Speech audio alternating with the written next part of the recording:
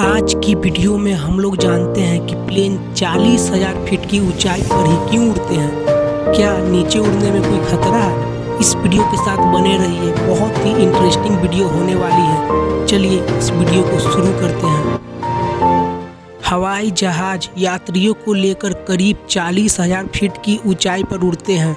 क्या एयरलाइंस और पायलट्स को ये डर नहीं लगता कि अगर इतनी ऊंचाई पर कोई दुर्घटना हुई तो प्लेन को कैसे संभाला जाएगा? या इतनी ऊंचाई पर उड़ान भरने से प्लेन को कुछ मदद मिलती है? क्या इससे प्लेन की स्पीड और माइलेज बढ़ जाती है? ऐसे ही कुछ सवालों के जवाब दे रहे हैं हम आपको। लंबी दूरी बहुत कम समय में तय करनी हो तो आर्थिक तौर पर मजबूत लोग फ्लाइट्स पकड़ लेते हैं।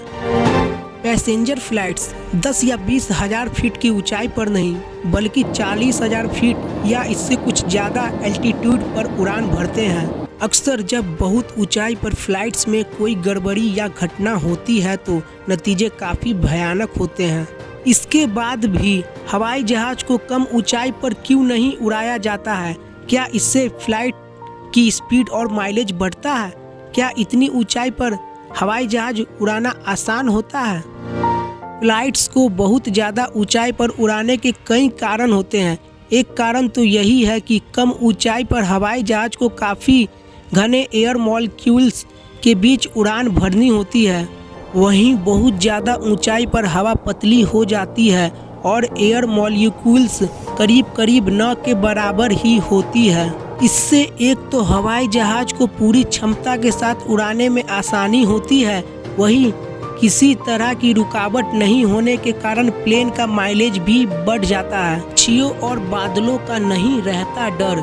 हवा में बेशक सड़क की तरह कार, बाइक और दूसरों वाहनों का डर नहीं होता, लेकिन अगर हवाई जहाज कम ऊंचाई पर उड़ता है तो पक्षियों के उससे टकराने का खतरा बना रहता है। पक्षियों के टकराने से कई बार हवाई जहाज की आपातकालीन लैंडिंग करने के मामले सामने आ चुके हैं। वहीं पक्षी 40,000 फीट या इससे ज़्यादा की ऊंचाई पर नहीं उड़ पाते हैं। ऐसे में बहुत ऊंचाई पर उड़ना प्लेन कम ऊंचाई के मुकाबले ज़्यादा सुरक्षित होता है। साथ ही पायलट्स को सिर्फ उड़ान भरते समय और लैंडिंग के वक्त पक्षियों का विशेष ध्यान रखना पड़ता है। तूफान या टर्बुलेंस का नहीं रहता डर। हवाई जहाज के सामने हवा में सबसे बड़ी दिक्कत मौसम की होती है। हवा में तूफान बनते हैं। यही नहीं, कम ऊंचाई पर बनने वाले बादल और उनमें मौजूद पानी प्लेन में टर्बुलेंस का कारण बनता है। इससे ड्रैग फ्लाइट के कारण प्लेन की स्पीड भी कम रहती है। टर्बुलेंस के कारण एयरक्राफ्ट को नुकसान भी पहुंच सकता है। टर्बुलेंस के दौरान यात्रियों के घबराने के कारण भी उड़ान में समस्याएं आती हैं।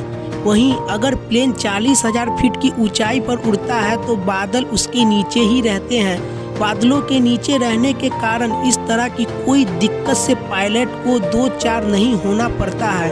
पहाड़ों से टकराने से बचता है प्लेन। एयरलाइंस जमीन और जरूरी दूरी तक ले जा सके, इसके लिए भी हवाई जहाज का ज़्यादा ऊंचाई पर उड़ना जरूरी है। कितनी ऊंचाई तक उड़ते हैं प्लेन?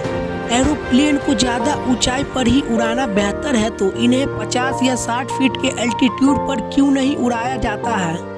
हवाई जहाज को ऊंचाई पर उड़ाने की उच्चतम सीमा 42,000 फीट ही क्यों तय की गई है? दरअसल इस तय ऊंचाई से ज़्यादा पर फ्लाइट को ले जाने के लिए इंजन को बहुत ज़्यादा ताकत लगानी पड़ेगी। वहीं ज़्यादातर कमर्शियल फ्लाइट्स का वजन भी इतना ज़्यादा होता है कि उन्हें इससे ज़्यादा ऊंचाई पर नहीं उड़ाया जा सकता है। इसके अलावा प्लेन की सुरक्षा को 42,000 फीट से ज़्यादा की ऊंचाई पर जोखिम हो सकता है। इससे ज़्यादा ऊंचाई पर जाने पर यात्रियों की जान भी जा सकती है। दरअसल बहुत ज़्यादा ऊंचाई पर गया तो प्लेन के केबिन में प्रेशर बहुत ज़्यादा घट जाएगा। वहीं पायलट्स को प्लेन को 10,000 फीट की ऊंचाई पर लाने के लिए बहुत कम समय मिलता है। अगर प्लेन बहुत ऊंचाई पर होगा तो ये काम मुश्किल हो जाएगा। अगर आपको ये वीडियो थोड़ा सा भी पसंद आया होगा तो इस वीडियो को लाइक करना बिल्कुल भी नहीं भूलना।